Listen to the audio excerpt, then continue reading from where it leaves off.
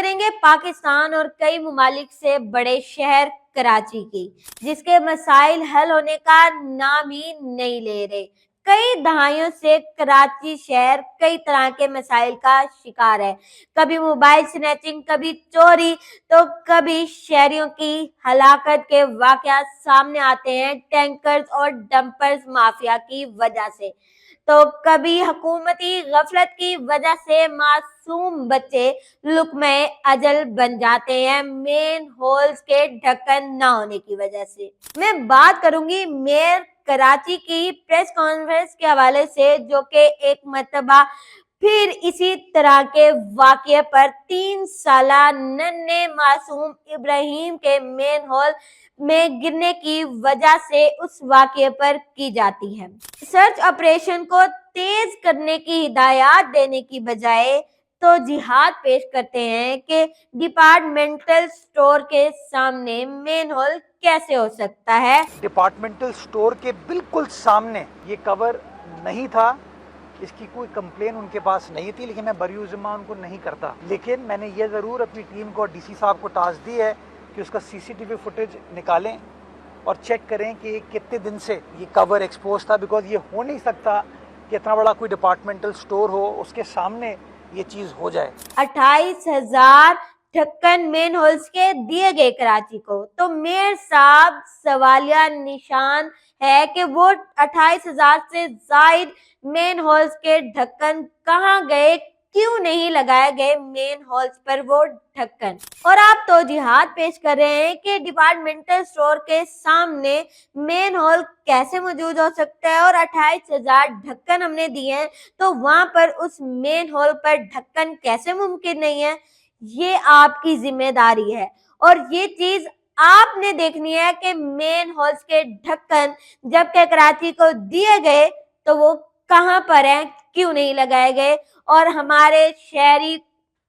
ہمارے کراچی شہر کے معصوم بچے لقمہ اجل کیوں بن جاتے ہیں گٹر کے مین ہولز کے ڈھکن نہ ہونے کی وجہ سے۔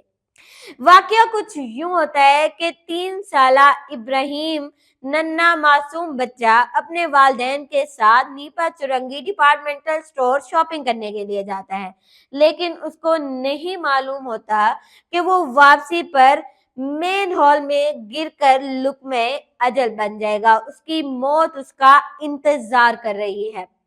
جیسے ہی وہ شاپنگ کر کے اپنے والدین کے ساتھ باہر نکلتا ہے، موٹر سائیکل کی جانب جاتا ہے، تو وہ انجانے میں والدین سے ہاتھ چھڑاتا ہے اور ساتھ ہی موجود مین ہال میں جو کہ کھلا ہوتا ہے، اس پر ڈھکن موجود نہیں ہوتا، اس میں گر جاتا ہے۔ ماں باپ کی دعائیاں شروع ہو جاتی ہیں، ماں رو رو کر مدد کو پکارتی ہے اور دعائیاں دیتی ہے اپنے بچے کو بچانے کے لیے، لیکن وہ دعائیاں انسنی کر دی جاتی ہیں۔ بہرحال کئی وقت گزرنے کے بعد وہاں پر ریسکیو ٹیمیں پہنچتی ہیں، سرچ آپریشن جاری کیا جاتا ہے، سرچ آپریشن شروع کیا جاتا ہے، لیکن وہاں پر سیوریج لائن تنگ ہونے کی وجہ سے کافی مشکلات کا سامنا کرنا پڑتا ہے، تو فیصلہ کیا جاتا ہے یہاں پر کھدائی کی جائے، جس کے لیے ہیوی مشینری درکار ہوتی ہے۔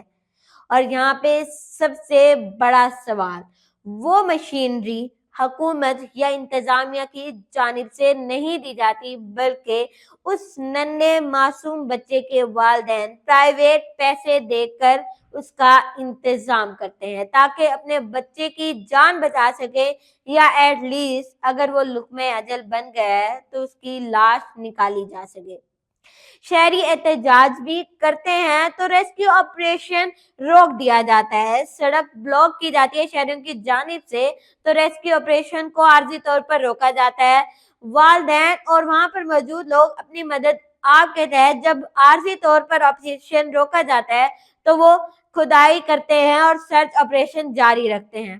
بہرحال ریسکیو ٹیمیں 15 گھنٹے کی سخت محنت کے بعد سرچ آپریشن کے بعد 3 سالہ ابراہیم کی لاش نکالنے میں کامیاب ہو جاتے ہیں، لیکن یہاں پر سوال یہ ہے کہ کب تک کراچی شہر جو کہ کئی ممالک سے بڑا شہر ہے، اس شہر کے لوگ اس طرح کے واقعات کا سامنا کریں گے، कब तक बच्चे इसी तरह लुकमे अजल बनते रहेंगे, मेन होल्स के ढक्कन न होने की वजह से जांबक होते रहेंगे और यूं ही माँ बाप को सारी जिंदगी का दुख मिलता रहेगा।